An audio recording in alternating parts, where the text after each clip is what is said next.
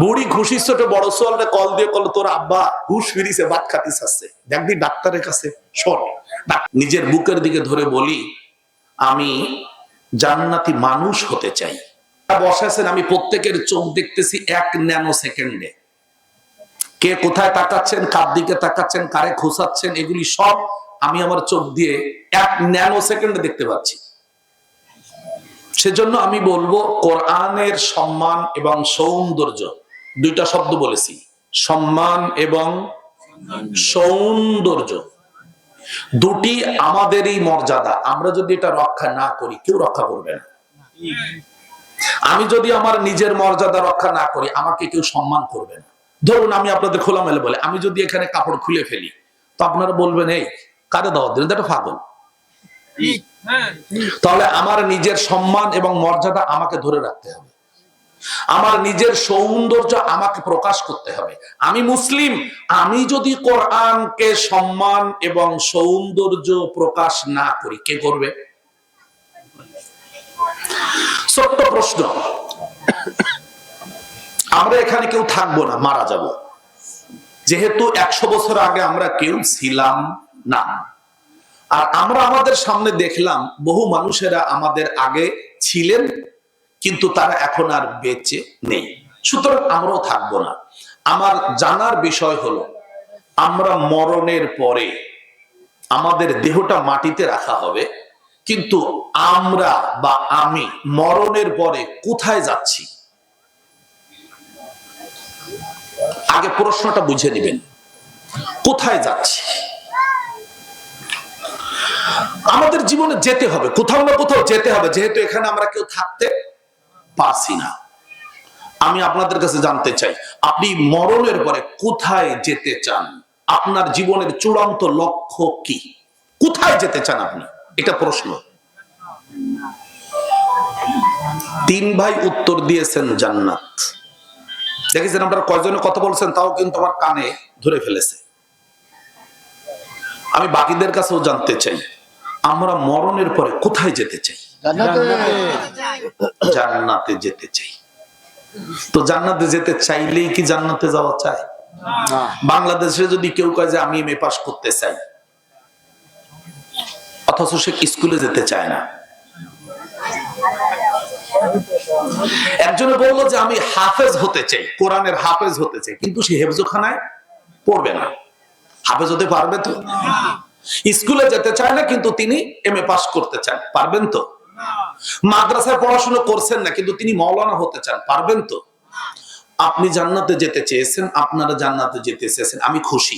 প্রশ্ন হলো আপনি কি জান্নাতের ক্লাসে লেখাপড়া করেন? না, তাহলে যেতে চাইলেই যাওয়া যাবে না। ভাইজান রাস্তায় দাঁড়ায় কথা বলা যাবে না, কানে খুব সমস্যা আমার। আল্লাহর হস্তে অন্তত 100 হাত সামনে পেছনে কেউ কথা বলবেন না। আপনারা মাঠে প্রশস্ত জায়গা আছে, একটু এসে বসুন। একদিন হয়তো আপনাদের 1.5 ঘন্টা সময় একটু কোরআনের সাথে দেন। জীবনে তো বহু সময় দিয়েছেন কিরাম বোটের সাথে, বন্ধুদের সাথে, বাজারে, চায়ের আড্ডায়। আজকে একটু কোরআনের আড্ডায় সময়টা দিয়ে যান। আমি কি আপনাদের একটা ছোট্ট কথা কি বুঝাতে পেরেছি? আমার দিকে তাকান, আপনারা রাস্তায় কেউ তাকাবেন না। আমাদের মরণের পরে চূড়ান্ত গন্তব্য জান্নাত। চূড়ান্ত গন্তব্য জান্নাত। আমি কি আপনাদের নিয়ে আলোচনার শুরুতে একটা ওয়াদা করতে পারি কিনা খেয়াল করে দেখবেন। আমি যদি আমার দিকে আঙ্গুলটা ধরে এই শাহাদাত আঙ্গুলটা দিয়ে যদি নিচের দিকে ফিরায় নিজের বুকের দিকে ধরে বলি আমি জান্নাতি মানুষ হতে চাই, আমি জান্নাতি মানুষ হতে চাই, আমি আপনাদের সামনে বললাম। এরপরে যদি আমি জান্নাতের পথ থেকে যদি সরে কখনো এমন হতে পারে যে আমি জাহান্নামের পথের দিকে চলে যাচ্ছি, আপনাদের দায়িত্ব হবে তখন ঠিকই আমাকে বলবেন মনিরুজ্জামান তুমি না আমাদেরকে বললে আমি জান্নাতি মানুষ হতে চাই। আমি বললাম তো হ্যাঁ বলেছি। তুমি যে পা দিচ্ছ যেখানে এটা তো জান্নাতের পথ না, পা উঠাও, জান্নাতের রাস্তার উপরে পা লাগাও, এগিয়ে যাও। ঠিক হবে কিনা? আমি কি আপনাদেরকে এই কথাটা বলতে অনুরোধ করলে কি আপনারা রাখতে পারবেন তো? আঙ্গুল উঁচু করেন নিজের বুকের দিকে সবাই বলেন আমি। চোখ আমার দিকে দেন, মানুষের দিকে তো জীবনে বহু চোখ দিচ্ছেন, অত দিক কি দেন? আমি জান্নাতি মানুষ হতে চাই, আমি জান্নাতি মানুষ হতে চাই, আমি জান্নাতি মানুষ হতে চাই। হে আল্লাহ, আসমানের দিকে আঙ্গুল উঁচু করুন, হে আল্লাহ আপনি কবুল করুন, হাত নামান। সম্মানিত হাজিরিন, আমরা জান্নাতে যাব। তো মজার ব্যাপার কি জানেন, আমি আপনাদের কাছে যেটা বলালাম না, আপনারা মনে হয় এরকম ভাবে কাউকে কখনো বলতে দেখেন নেই। দুর্ঘটনা ঘটছে কি জানেন, আমরা আসলে কেউ জান্নাতে যেতে চাই না। আমরা মরে যাওয়ার পরে আমাদের সন্তানরা চিন্তা করে কোন জায়গায় বাবা যাবে, জাহান্নামে গেলি তো জ্বালাজুলার মধ্যে পড়বে, বিপদে পড়বে। তা ইমাম সাহেবের ডেকে কই, হাফেজ সাহেব, হুজুর একটু দোয়া করে দেন, আব্বা যেন, আল্লাহ যেন আব্বারে জান্নাত দিয়ে দেয়। আর হুজুর ওই দাওয়াত একটু হাফেজ ছেলে ফেলে নিয়ে যাবেন, একটু কোরআন শরীফ খতম করে একটু দোয়া করে দিয়ে আসবেন। হুজুর এইবার দোয়া করে দিল, আল্লাহ এই যে দাওয়াত করিস, আল্লাহ তুমি এই লোকটার আব্বা মারা গেছে, জান্নাত দান করো, খাতি দাও তাড়াতাড়ি, আমার এই লাখোহাটি যা লাগবে। ব্যস্ত আছে, আমি মেলা ব্যস্ত। তার মানে যিনি মারা গেলেন উনিও জান্নাতে যেতে চান না, উনার সন্তানেরাও জান্নাতে পাঠাতে চায় না। মাঝখান দিয়ে হাফেজ সাহেবরে কইছে যে একটু দোয়া করে দেন, হাফেজ আব্দুল মাওলানা আব্দুল সালাম তুমি একটু দোয়া করে দেন। বাস্তবতাটা তাই না? আপনারা কেউ জান্নাতে যেতে চান না। এখানে যারা ঈশার নামাজ পড়েছেন, আমি মসজিদে পড়েছি, ওই মসজিদে যারা নামাজ পড়েছেন তারাও কেউ জান্নাতে যেতে চান না। এত বড় কথা বললে তুমি বারাকপুর এসে, দিঘলিয়া এসে, তুমি চেনো আমাদের? হ্যাঁ চিনি। কেন এই কথা বললাম? আমাদের ওঠা বসা, চলা ফেরা, লেনদেন, বিয়ে শাদী, ব্যবসা বাণিজ্য, আচার আচরণ কোনোটাই জান্নাতি মানুষের মতো না। এমনকি যারা নামাজ আদায় করেছেন ওখানে, আমি 2 রাকাত সুন্নাত আর 3 রাকাত বিতির পড়েছি। আমার সুন্নাত পড়া শেষ হতে না হতেই অনেকের বেতেরের নামাজ পড়া হয়ে গেছে 5 রাকাত। কি পড়েছেন নামাজে? কি দোয়া পড়েছেন নামাজে? আপনার নামাজে আল্লাহর দরবারে কবুল হওয়ার মতো আপনি পড়েছেন বলতে পারেন? তার মানে আমাদের নামাজ পড়াটুকু জান্নাতি মানুষের মতো নামাজ না।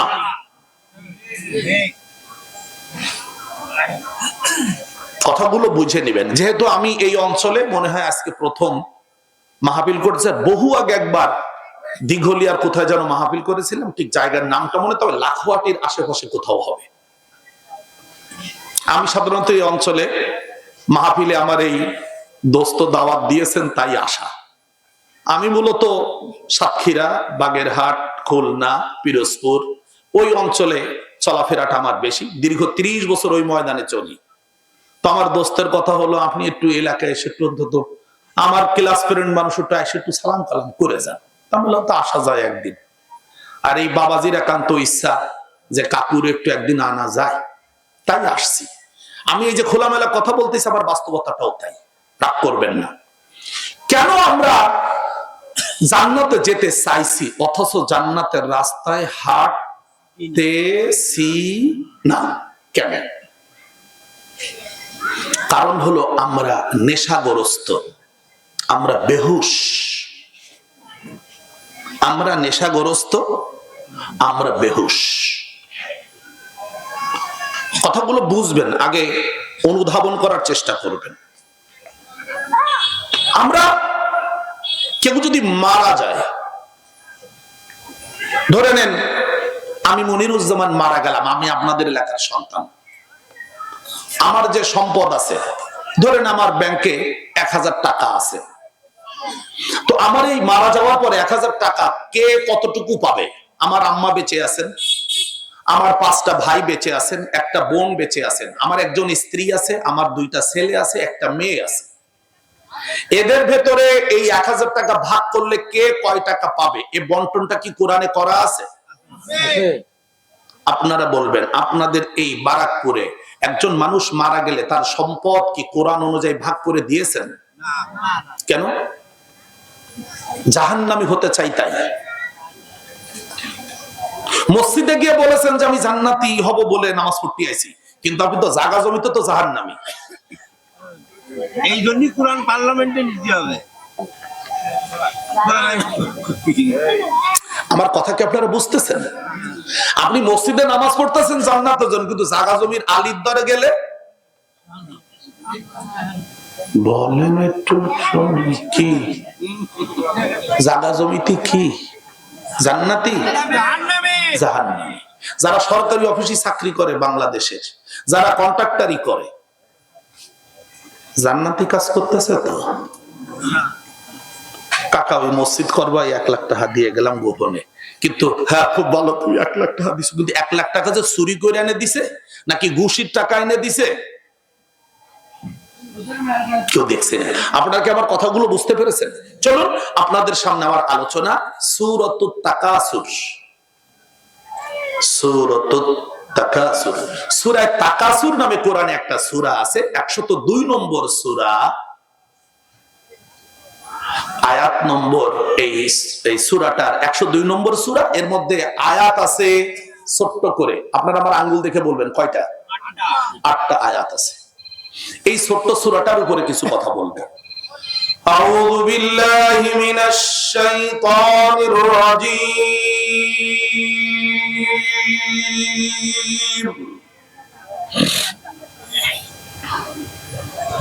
গরম পানি আনতে দেবেন।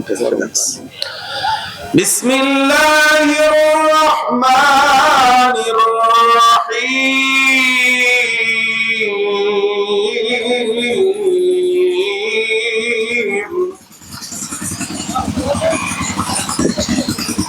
আলহাকুমুত তাকাসুর হাত্তা যুরতুমুল মাকাবির কাল্লা কাল্লা সাওফা তা'লামুনা সুম্মা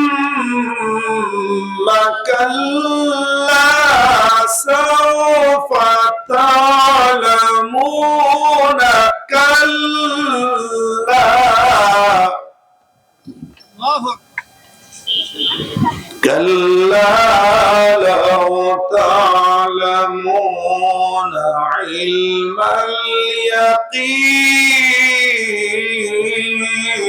اليقين لترون الجحيم ثم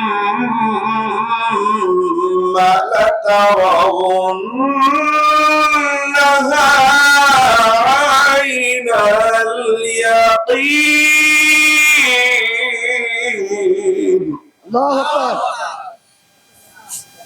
ثم لتسألنها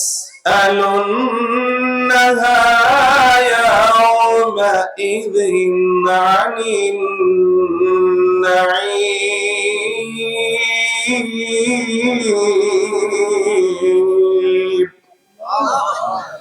صدق الله العظيم। ইরশাদ হচ্ছে, ও দুনিয়ার মানুষেরা, তোমাদেরকে তাকাসুর বেহুশ করে ফেলেছে, এমনকি বেহুশ করে রেখেছে। এমনকি তোমরা এই বেহুশ অবস্থায় কবরের সাথে সাক্ষাৎ করতেছো। কখনোই না। বেহুশ অবস্থায় কবরের সাথে সাক্ষাৎ করে কোনো লাভ হবে না, কখনোই না। যা তোমরা কবরে ঢোকার সাথে সাথেই জানতে পারবে। আমি আল্লাহ পুনরায় বলছি, কখনোই না। কবরে বেহুশ অবস্থায় সাক্ষাৎ করলে কোনো লাভ হবে না, যা তোমরা অচিরেই জানতে পারবে। আমি পুনরায় বলছি, কখনোই না। যদি তোমাদের কবর এবং তার পরবর্তী যে ঘাটিগুলি আছে সে সম্পর্কে তোমাদের দৃঢ় জ্ঞান থাকতো, মজবুত জ্ঞান থাকতো, তোমরা দুনিয়াতে কখনো বেহুশ হতে না। অবশ্যই অবশ্যই তোমরা কবরের ঘাটির পরে জাহিম নামক শাস্তির আগুনের দাউ দাউ করে জ্বলতে থাকা কুণ্ডলী দেখতে পাবে, এবং তা তোমরা নিজেদের চোখেই দেখতে পাবে। অতঃপর তোমাদের আরো দিব্য জ্ঞান অর্জন হবে, অতঃপর তোমাদেরকে বিচারের জন্য কিয়ামতের মাঠে উঠানো হবে এবং দাঁড় করানো হবে। এবার তোমাদেরকে পৃথিবীতে যত নিয়ামত দেওয়া হয়েছে প্রত্যেকটি নিয়ামত সম্পর্কে খুঁটে খুঁটে জিজ্ঞাসাবাদ করা হবে। আ'আযানাল্লাহু মিন হাযিহিল ফিতান। বারাকাল্লাহু লানা ওয়া লাকুম ফিল কুরআনিল আযীম ওয়া নাফা'নি ওয়া ইয়্যাকুম লিমা ফীহি মিনাল আয়াতি ওয়ায যিকরিল হাকীম। ইন্নাহু তাআলা জাওয়াদুন কারীম মালিকুন বাররুন রাউফুর রহিম। সম্মানিত হাজিরিন, এটি ছিল সূরাতুত তাকাসুরের তেলাওয়াত ও তার সাবলীল অনুবাদ। সূরাটি নাজিল হয়েছে মক্কায়। সূরাটির নাম তাকাসুর। সূরাটির নাম, সবাইকে ঠোঁট খুলে কথা বলতে হবে। আমরা এখানে কিছু শিখতে এসেছি, আপনারা কষ্ট নেবেন না। আমার এই বাবাজি এই আয়োজনে আপনাদের ডাক দিয়েছেন, আপনারা তাকে সহযোগিতা করেছেন। আমার বিশ্বাস এখানে যে প্যান্ডেল, ডেকোরেশন, মাইক, লাইট, ত্রিফলটাল বিছায়ে দিয়ে আমার মনে হয় একটু কম পক্ষে ফেলানো হলো 30,000 টাকা খরচ আছে। এই মাহফিলটা না করে যদি আমরা 30,000 টাকা দিয়ে 3 ড্যাগ বিরিয়ানি রান্না করতাম, তাহলে অন্তত ভ্যাট ভরে কিছু খাতিত করতাম। ভুল বলেছি তো? আজকে আপনাদেরকে খাওয়ায় দিলে কালকে সকালে না হয় পরের দিন সকালে পেট থেকে বের হয়ে যেত। কিন্তু 30,000 টাকা খরচ করে যদি আমরা 3টা কথা শিখতে পারি, আর সেই 3টা কথার কারণে যদি আমরা জাহান্নাম থেকে বাঁচতে পারি, আমার মনে হয় সেটাতেই বেশি লাভ। আমরা এখানে কিছু শিখতে বসেছি, কারো আপত্তি আছে? আমার ছাত্র 3 জন থাকলে হবে, বেশি ছাত্র পড়ানোর দরকার নেই। কয়জন? 3 জন। সে 3 জনকে সেটা আমি জানি না। আমরা কিছু শিখতে চাই, কিছু কিছু কিছু। তারপরও তো ঠোঁট খোলেন না। কিছু শিখতে চাই। যারা শিখতে চায় তাদের সবাইকে বলতে হবে আমি কিছু শিখতে চাই। কেন বলতেছি জানেন? ভালো করে শুনবেন, আমি তো এই বিপদেই আছি। বিপদটা হলো আমি শিক্ষকতা করি, আমার আপাদ মস্তক শিক্ষকতা। আমার আব্বা শিক্ষক, আমার বড় চাচা শিক্ষক, আমরা 5-6 ভাইয়ের 5 ভাই শিক্ষক, এক ভাই ইঞ্জিনিয়ার, আমার নানা শিক্ষক, আমার বড় মামা শিক্ষক। আমি এই অবস্থায় আছি আর শিক্ষা নিয়ে আমি কাজ করি। আপনাদেরকে ছোট্ট একটা তথ্য দিতে চাই। তথ্যটা আপনাদের মধ্যে, আপনারা বলবেন, আপনাকে কোনো বাড়িতে দাওয়াত করা হলো, আপনার সামনে খুব উপাদেয় খাবার দেওয়া হলো, আপনি খাবারগুলো দেখলেন, চোখ বড় বড় করে, বাহ এ দেখি ইলিশ মাছের মাথা, বাহ রান্নাটাও খুব ভালো হয়েছে, এই দেখি হাঁসের গোশ, বাহ বাহ একদম রান্না খুব সুন্দর, ঘেরান যা পাচ্ছি, বাবা এই একটা বড় রাজা হাঁসের ডিমের মতো বড় ডিম দিছে, এটারও ঘেরান ভালো। আপনি যদি এভাবে দেখে দেখে নাক দিয়ে ঘিরান নিয়ে চোখ দিয়ে দেখে বসে থাকেন, তাতে কি আপনার ক্ষুধা মিটবে?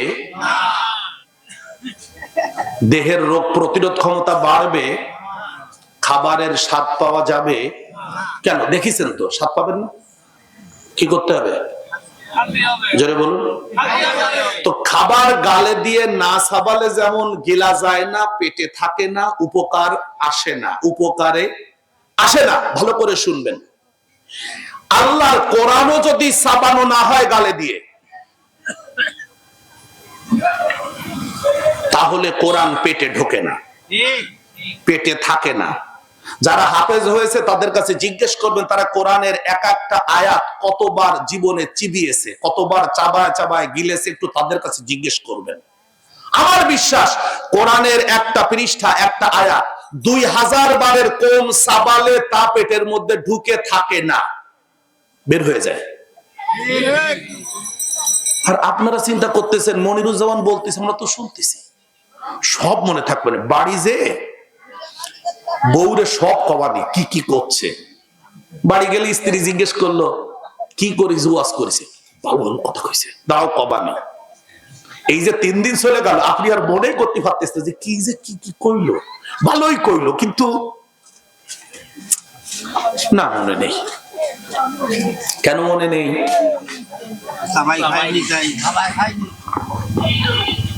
আপনি তো দেখলে তো খাবার ওই বাড়ি থেকে গেল। আপনি যদি চোখ দিয়ে দেখে, নাক দিয়ে ঘিরান না, তো খাবার তো ওই বাড়ি থেকে গেল। আপনি যেটা গালে দিয়ে চাবাবেন, গিলবেন, সেটা আপনি বাড়ি নিয়ে যেতে পারবেন। এই জন্য বিদ্যা শিখতে গেলে বিদ্যা গালে তুলে, পরটুক বলতে হবে আপনাদের, সবাইকে বলতে হবে। দুর্বল ছাত্র বিদ্যাও গালে উঠায়। আপনি কথা করেন না, আপনি চুপচাপ শুয়ে থাকেন। ডাক্তারের কথা কত নিষেধ করেছে, না ডাক্তারের কথা নিষেধ করেছে কেন? আপনি অসুস্থ, আপনি বেহুশ হয়ে পড়িলেন, স্ট্রোক করেছেন, এইসব ডাক্তাররা কইছে। কয় না আমার খিদে লাগিছে, ভাত খাতি দাও। বুড়ি খুশির ছোট বড় সোয়ালটা কল দিয়ে কল, তোর আব্বা হুশ ফিরিছে, ভাত খাতি চাচ্ছে, দেখবি ডাক্তারের কাছে শোন। ডাক্তারের কাছে শুনলো, ডাক্তার বললো যে না, আজকে খাবার দিয়েন না, স্যালাইনে হবে, কালকে খাবার দিয়েন, কালকে আপনাদের রিলিজ দিয়ে দেবো। পরের দিন বাড়িতে আপনারা সাইজে গুছে খাবার নিয়ে গেছেন, বিয়ে সাহেব আমাকে বাড়ি অসুস্থ হয়েছে, 250 বেডে ভালো রে খাইছেন টাইছেন, খাওয়ার পরে এখন বুড়ো বুড়ি রে করছে, পান খাতি পার, পান খাতি পারো, কি খাতি পারো? বুড়ি বলতেছে পান তো খাতি পারি, কিন্তু ঘটনা হয়েছে যে পান তো খাওয়ার মতো দাঁত তোমার নেই, পান দিলি তো খাতি পারবা না। তা বলতেছে যে পান খাওয়ার জন্য যাদের দাঁতে, তাতে যেন কি একটা যন্ত্র আছে না, হামান দিস্তা, ঠিক আছে না? অথবা বাঁশের চুঙ্গ, আর হলো ওই যে কি আছে না। এখন বুড়ো একটা মুস্কি হাসি দেখেছে, হামান দিস্তে আননি।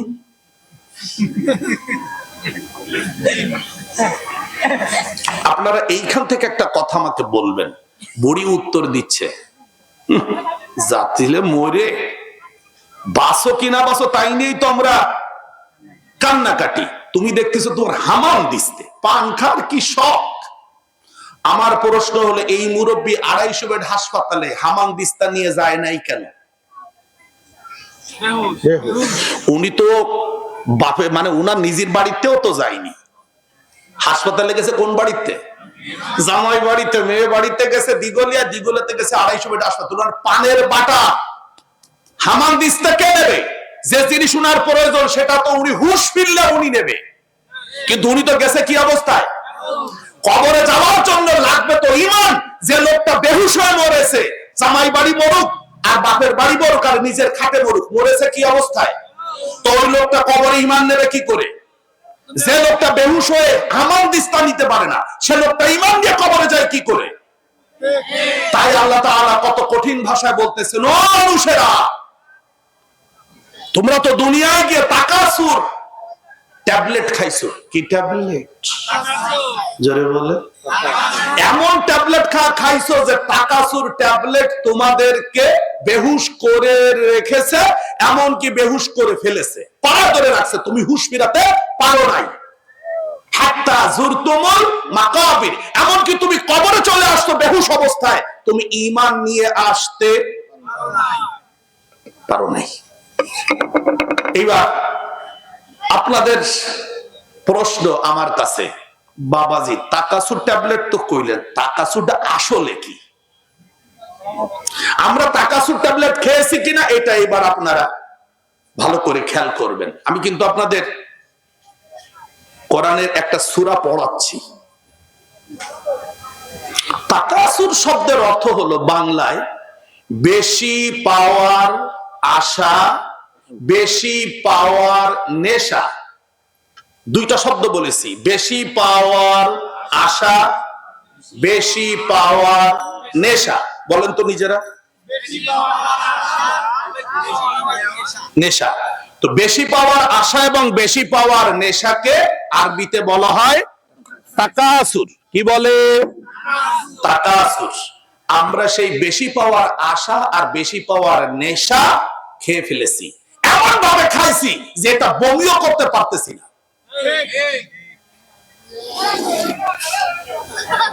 কেন? এবার আসবো বিস্তারিত ব্যাখ্যায় তাকাসুর কাকে বলে।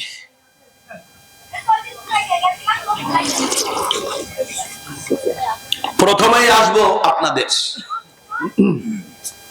আমি ওই যে একটু আগে বললাম কেউ যদি মারা যায় তাহলে তার সম্পদ বন্টন হবে কোরআন অনুযায়ী। আমি প্রথমেই জানতে চেয়েছিলাম আপনাদের এখানে কোরআন অনুযায়ী সম্পদ বন্টন হয় কিনা। আপনারা কয়েকবার বলেছেন না। কেন কেন করেন না? করি না যে বোন যদি জায়গা নিয়ে যায় তাহলে তো আমাকে তা কমে যাবে। সুতরাং যেহেতু বেশি পাওয়ার আশা এবং বেশি পাওয়ার নেশা, তাই জমি ভাগ করে বোনদের দেওয়া যাবে।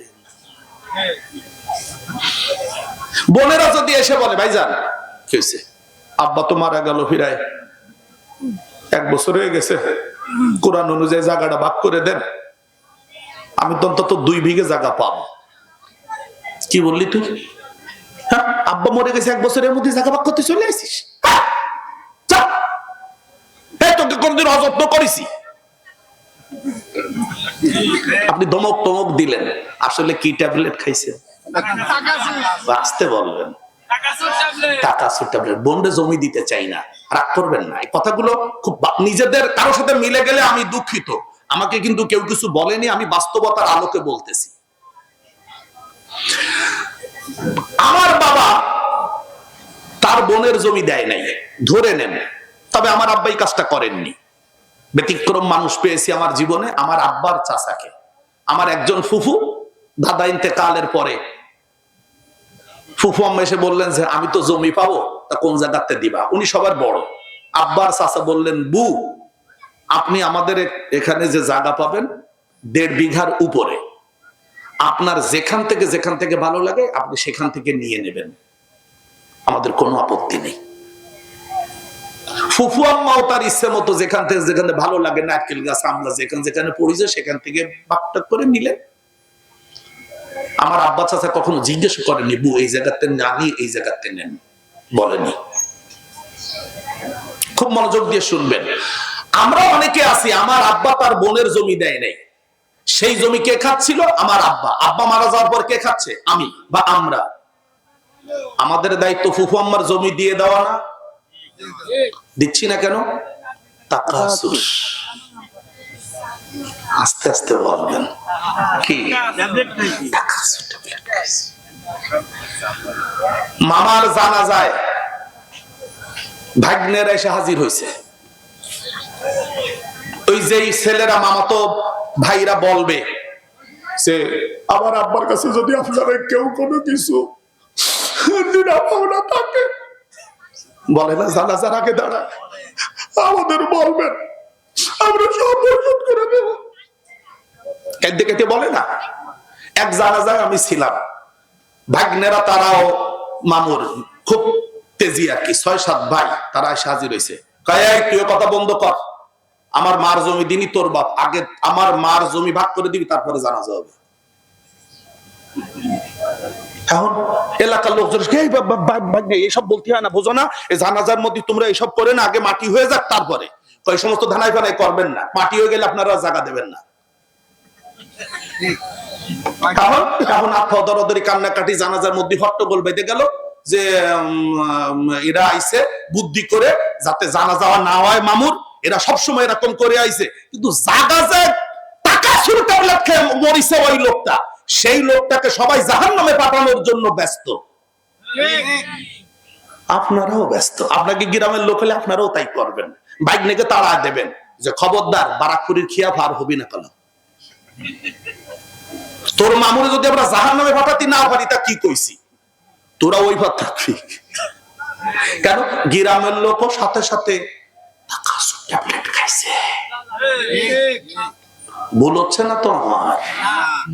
আমার বাস্তব জীবনের ছোট্ট একটা অভিজ্ঞতা বলি।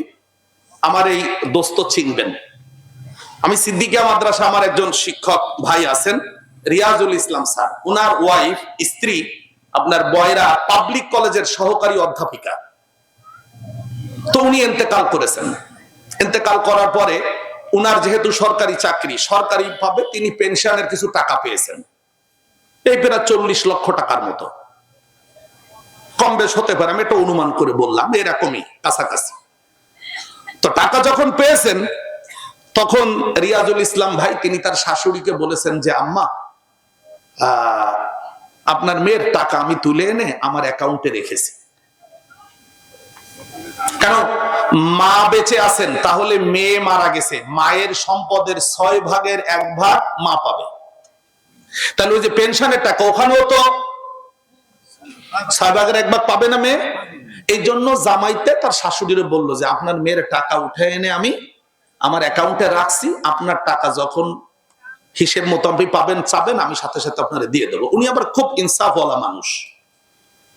এখন এই কথা আস্তে আস্তে উনার ছেলেদের মধ্যে 2-3 ছেলে তারা শুনেছে, শোনার পর বলছে মা তুমি তাড়াতাড়ি চলো, এখনই ভাই সাহেবরে বলতে হবে টাকা দিতে, চলো।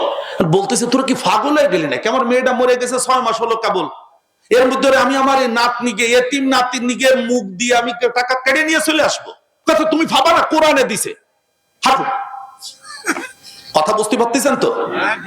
জামাই তো দেবে। এইবার 3 ভাইতি মারে ধরে নিয়ে আইছে ইজি বাইকে উঠে সেই রিয়াজুল ইসলাম স্যারের বাড়ি। ওনার একটা ছেলে তখন দাখিল পরীক্ষা দিছে রিয়াজুল ইসলাম স্যারের। এবার নানি মামারা আইসে তারপরে তো সে খুব খুশি। তখন তোর আব্বা কই? আব্বা আছে, ডাক। কি হয়েছে?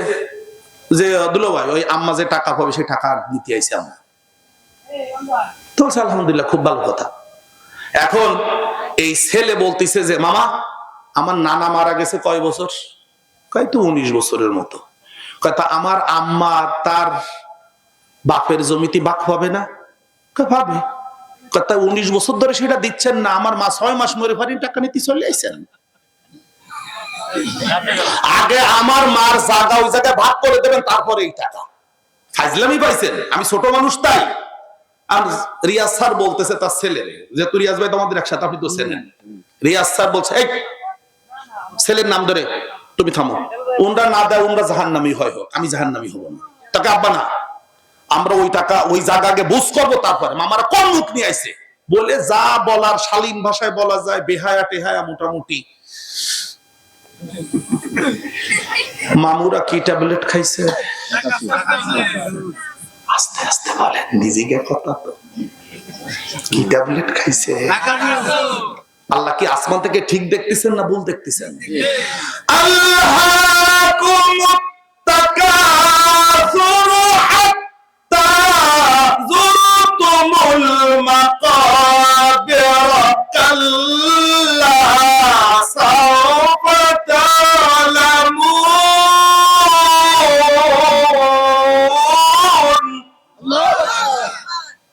ও দুনিয়ার মানুষেরা, তাকাসুর তোমাদেরকে বেহুশ করে রেখেছে, এমনকি বেহুশ করে ফেলেছে। এই অবস্থায় তোমরা কবরের সাথে সাক্ষাৎ করতেছো বেহুশ অবস্থায়। খবরদার, বেহুশ অবস্থায় কবরে আসলে তোমাদের কোনো লাভ হবে না, কখনোই না, কখনোই না, কখনোই না। এই ছোট্ট সূরায় 8টা আয়াতের মধ্যে 3, 4, 5, 3 নম্বর আয়াতে একবার আছে কাল্লা, 4 নম্বর আয়াতে আছে একবার কাল্লা, 5 নম্বর আয়াতে আছে কাল্লা। কয়বার কাল্লা আছে? কাল্লা মানে কখনোই না, কখনোই না, কখনোই। তার মানে তুমি বেহুশ যদি কবরে আসো, তুমি যে জান্নাতে যাওয়ার আশা করেছো, কখনোই তা সফল হবে না। এবার আপনারা বলবেন, আপনারা কি টাকাসুর ট্যাবলেট খাইছেন নাকি? খাইছেন নাকি? এ তো জমি জমার কথা কালাম, এবার আস্তে আস্তে আগে নামাজের মধ্যে দাঁড়ালে নামাজ লম্বা হয় না, নামাজ খাটো হয়। কেন? মসজিদে থাকতে ভালো লাগে না, দুনিয়ার ট্যাবলেট খাইছি, তাই বাইরে এসে দাঁড়াই, 1 ঘন্টা গল্প করি দাঁড়ায় দাঁড়ায়, তখন আর মোটে মাজায় ব্যথা হয় না। কিন্তু মসজিদ ইমাম সাহেব যদি একটু 1 মিনিট বা 2 মিনিট একটু লম্বা কিরাত পড়ে ফেলায়, ইমাম রাইছে কি তেমন ওঠে মাঝে ওঠে, আর আজকের মতো পড়ে যেতে পারলে কার কোনোদিন মসজিদে আসবো না। কি ট্যাবলেট খাইছে? যারা ফজরের নামাজ পড়তে মসজিদে যান না, ল্যাপের মধ্যে শুয়ে থাকেন, কেন? বেশি আরাম নিতে চাই, বেশি আরাম এর কারণে মসজিদে যেতে চান না। যারা নামাজ পড়তে যান না, তারা কি ট্যাবলেট খাইছে? আস্তে আস্তে বলবেন, নিজেদের কথা তো। কি ট্যাবলেট খাইছেন নাকি? যারা সরকারি অফিসে চাকরি করেন, সরকারি অফিসে সরকার আপনার বেতন দেয়, ঘর ভাড়া দেয়, আপনার কত মানে পয়সা করি দেয়, এই ঈদের বোনাস দেয়, এটা দেয় সেটা দেয়, তারপরেও অফিসের ফাইল আটকায় থুয়ে তারপরে কোন কি যে ভাই ওই অফিস খরচ আছে, একটা অফিস খরচ আছে। 2-1 জনে কয় যে ভাই এ কাজ হবে না, আপনার কাজে মারাত্মক ঝামেলা। না ভাই, কাজটা করে দিতে গেলে 5,000 টাকা দিতে হবে। তো বেতন পায়, বেতনের 5,000 টাকা কি হয়নি? টাকা সুর। কি বেশি পাওয়া? কেন? সরকার যে টাকা দিচ্ছে ওটা তো তার আসলটা, এই ঘুষ নেবে কেন? কি আস্তে আস্তে কম। এই যত সরকারি অফিসার আছে বাংলাদেশে, এর শতকরা 98 জন টাকাসুর ট্যাবলেট খাইয়ে জাহান্নামের দিক যাচ্ছে। যত সরকারি অফিসার আছে বাংলাদেশে, শতকরা 98 জন টাকাসুর ট্যাবলেট কে বেহুশ হয়ে পড়ে আছে। আপনারা কেউ থাকলেও কোনো কিছু বলার নেই, আমার বাস্তবতা তাই। আমার একজন ছাত্র ছিল BRTA অফিস, আছে নাকি আপনার বাড়ির ধারে? এই যে শিরোমণি বাদামতলা, হ্যাঁ বাদামতলা, ওই অফিসে ছিল। আমি আসলাম আমার ওই মোটরসাইকেলটার কাগজ করাতে। এর আগে আরো 3টা মোটরসাইকেল চালাইছি, এটা আমার 4র্থ মোটরসাইকেল। তো আমার ছাত্র যেহেতু, আমি ওর রুমে গেলে বলছে, হুজুর আপনি আমার রুমে আসবেন না। কেন? আপনি আমার রুমে আসলে সবাই ভাববে যে আমি জামাতের লোক। আমি এমনিতেই অফিসে কোনো ঘুষ টুস খাই না। স্যাররা শেষকালে ওই যা এটা ওটা হয়, ওটার একটা শেষে একটা বাগ আছে, ওটা বাগ করে আমার বাগে দে যে এই কয় টাকা তোমার। তা আমি কই স্যার আমি ওটা নেবো না। নিবা না তো আতের আমারে দিয়ে দাও। কয় স্যার আপনি ওখান থেকে নিয়ে নেন, আমি ধরে দিতে পারবো না। কয় হুজুর এই জন্য আমার একটা বদনাম আছে যে যেহেতু ঘুষ খায় না তালি মনে হয় জামাত করে। হুজুর আপনি এমনি আসবেন না, আপনি সিদ্দিকা মাছার হুজুর, বক্তা মানুষ, আপনার অফিসে সবাই চেনে। আমি কাগজটা করবো কি করে? সবাই জানে যে আপনি টাকা দেবেন না, অতিরিক্ত ঘুষ তো দেবেনই না, কাগজটা হবে কি করে? তো আমার একটা বুদ্ধি শিখিয়ে দিল যে সরাসরি ADJ তার কাছে যান। আমি তার কাছে গিয়ে দাঁড়ালাম, ঢুকলাম রুমে, সালাম দিলাম। কি হুজুর আপনার? আমি বললাম যে ওই একটা মোটরসাইকেল কিনেছেন, একটু কাগজ করবো একটু। সবাই বললো আপনার নাকি একটা স্বাক্ষর লাগবে। তখন আমরা তো 1 নম্বর কাউন্টারে ওখানে দিলেই হয়ে যাবে। তা বললেন ওখানে গেছিলাম, তা ওরা যা বলিছে তাতে তো হবে না। কই কি বলিছে? কই বলিছে যে হুজুর ওই কাগজ করতে গেলে কিছু পয়সা কড়ি লাগবে, অফিস খরচ আছে। তা আমি তো অফিস খরচ দেবো না। তা বলছে তাহলে আপনি যেখান থেকে কাগজ কিনেছেন সেখান থেকে, সেই শোরুম থেকে করায় নেন। বলে ওরাও 2000 টাকা বেশি চাইছে। তা বলছে বাংলাদেশে যদি সেরকম নিয়ম কানুন থাকে আপনি দেবেন। তা আমি বলতেছি শোনেন, বাংলায় আমি এই শিরোমণি কেন্দ্রীয় ঈদগাহের আমি খতিব, 2010 সাল থেকে ঈদের নামাজ পড়াই। আমি ঘুষ দিলে আপনি ঘুষ দিয়া ইমামের পাশে নামাজ পড়বেন? আপনি বলেন। হুজুর আপনি কাগজ দেন। দিলাম, দিলে উনি উল্টো টুলে দেখে একটা সই করে দিল, ফিসরে এক জায়গায় একটু সই করে দিল, দিয়ে বললো যে ওই 1 নম্বর কাউন্টারে জমা দিয়ে দেন। 1 নম্বর কাউন্টারে জমা দিতে গেলি, সে তো আগে চেনে আমারে, বললো যে হুজুর কি, তা বললো যে তোমার স্যার সই করে দিছে। তো সইটা দেখে করছে কি যে স্যার সই করে দিল, বলে হ্যাঁ দিছে তো। কয় টাকা কড়া সব স্যারকে দিয়ে আসলেন? সবাই টাকা সুর খেয়ে বেহুশ। নিচের অফিসার সে মানে নিচের যে একজন কর্মচারী, সেও ভাবতেছে যে স্যার টাকা সুর খাইছে, আমি বাক পালাম না।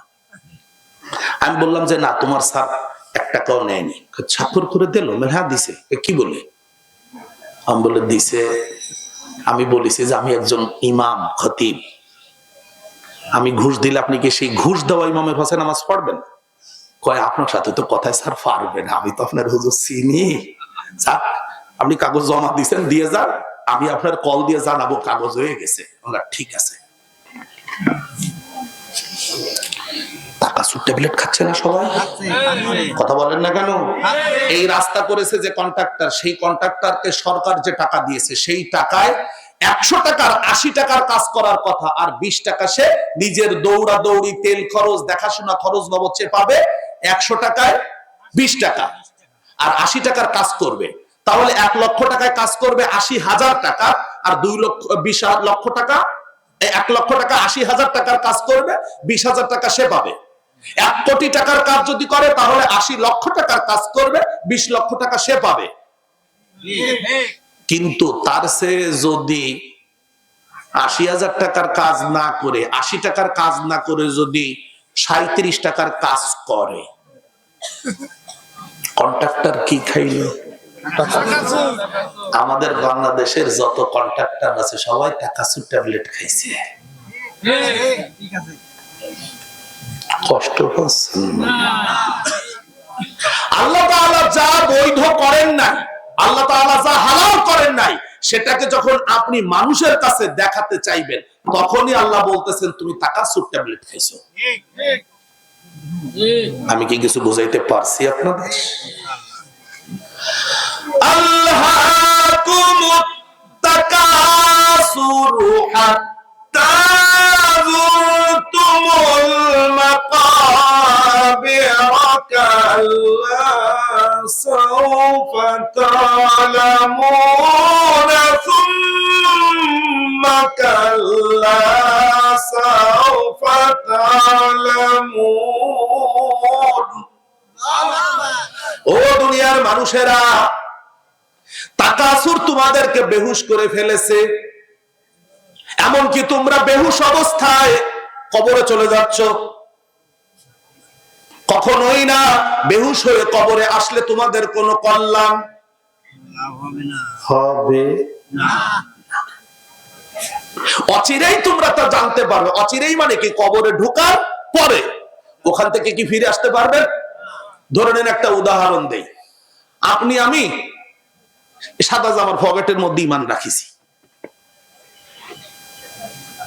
কিন্তু বেহুশ হওয়ার কারণে ঈমান চুরি হয়ে গেছে। বেহুশ হচ্ছে কেন? টাকা সুর ট্যাবলেট খাওয়াচ্ছে কে? আমি নিজেও খেতে আগ্রহী, আর শয়তানও করছে যে হ্যাঁ ভালো জিনিস, হা হা হা করো, খাও। খেয়ে ফেললাম, কি হয়ে গেলাম? বেহুশ। আমার ঈমান ছিল। বেহুশ হওয়ার সাথে সাথে কি চুরি হবে? জোরে বলুন, আরো জোরে বলুন। ঈমান চুরি হয়ে যাবে। কেন? আপনারা একটা জিনিস খেয়াল করেছেন, ওই যে কেউ যখন বিভিন্ন জায়গা থেকে যাতায়াত করে, বাসে আসে, এখানে ওখানে, তখন আমরা বলি কি, তারে ওই যে ওষুধ খাওয়ায়, বেহুশ করে, তার সবকিছু নিয়ে গেছে। নিয়ে যায় না? এরকম যায়। কেন? হুশ অবস্থায় নেয় না কেন? হুশ অবস্থায় একজন মানুষ তার 1 টাকাও কাউকে দিতে চায় না। নেওয়ার সহজ বুদ্ধি কি? বেহুশ করতে হবে। বেহুশ করতে গেলে কি করতে হবে? বাসে উঠিছে, আমার এক বন্ধু অনেক আগে খুলনা 250 বেড হাসপাতালে আমার একজন রুগী ছিলেন, যশোরের, আমার মেজো মামার বিয়াই, মামাতো বোনের শ্বশুর। তো মেজো মামা বললেন, খুলনায় তোমাদের তেমন কোনো আত্মীয় নেই, তুমি একটু এই ইনারে খাবারটা দিবা। তো আমি তখন 250 বেড হাসপাতালের পাশে বয়রা T&T কলোনি, মহিলা কলেজের অপোজিট, ওই কলোনি মসজিদের ইমাম ছিলাম 15 বছর। তো সেই সুবাদে আত্মীয় স্বজনরা কেউ এলাকা থেকে আসলে বা কেউ ওই খাবার টাওয়া দেওয়ার দায়িত্ব আমার পড়তো। তো আমি রাতের বেলায় খাবার নিয়ে গেছি আমার সেই আত্মীয়র। তো হঠাৎ করে দেখতেছি যে সিঁড়ির গোড়ায় একটা লোক গেঞ্জি গায়ে দেওয়া, স্যান্ডো গেঞ্জি, লুঙ্গি পরা, এই বেউসির মতোই কোনায় কাদা টাদা মাহা পড়ে আছে।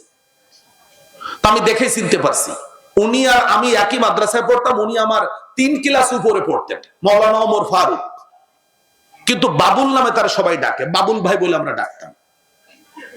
তা আমি উনারে দেখে আমি বুঝতে পারছি যে কি একটা হয়েছে। তো আমি দ্রুত আমার মামার যে বিআই আর কি, উনার কাছে খাবার দিয়ে বললাম যে খাবারটা আপনারা খেয়ে নেন, আমি একটু ব্যস্ত আছি বলে আমি বের হয়ে এসে উনার আর খুঁজে পাই না ওখানে। যাই খুঁজতে খুঁজতে আর এক জায়গায় যে দেখি খুঁটির গুড়া ওই শুয়ে আছে কোড়া দিয়ে। তা আমি তখন উনারে ডেকে ডেকে ডেকে ডেকে কোনোভাবে তার ডাক শোনাতে পারলাম না। উনারে ধরলাম, উঠালাম, উনি আমার পাশ হাঁটতেছে, অসুস্থ মানুষ। তো 250 বেড হাসপাতালে যারা ওখানে ডাক্তার, তারা অধিকাংশ ছাত্ররা আবার আমার ওখানে নামাজ আদায় করতো। সেই সুবাদে তাদেরকে আমি চিনতাম। 1 নম্বর ওয়ার্ডের কর্তব্যরত যে ডাক্তার, তাকে আমি গিয়ে বলছি যে ভাইজান, ইনি তো আমার বড় ভাই, আমি উনাকে বাসায় নিয়ে যেতে চাই। তা বললো খবরদার, বাসায় নেওয়া যাবে না। কেন? তো বলতেছে যে উনি পয়জনিং হয়েছেন, উনাকে কিছু খাওয়ানো হয়েছে, উনি এখন বেহুশ। আমাদের নিয়ম অনুযায়ী আমরা উনাকে একটা ইনজেকশন দিয়েছি, আপনি বাসায় নিয়ে গেলে আল্লাহ না করুক উনি যদি মারা যান, তাহলে আমরা দায়িত্বরত ডাক্তার এবং আপনি দুজনেই জেল খাটতে হবে সারা জীবন। উনি 250 বেডে থাক, উনি যদি অসুস্থ হয় মারা যায়, তা আমাদের কোনো দায়বদ্ধতা নেই। তাহলে আমি করতে পারি কি? বললো ওনাকে গোসল করাতে হবে, আপনি লুঙ্গি, গামছা, সাবান, তেল এবং খাবার আনতে হবে, এবং মিষ্টি জাতীয় খাবার খাওয়ালে উনি দ্রুত সুস্থ হবে।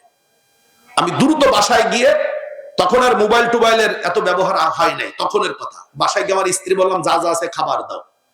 আমার খেয়াল আছে বেগুন দিয়ে টেংরা মাছ রান্না করা ছিল, আর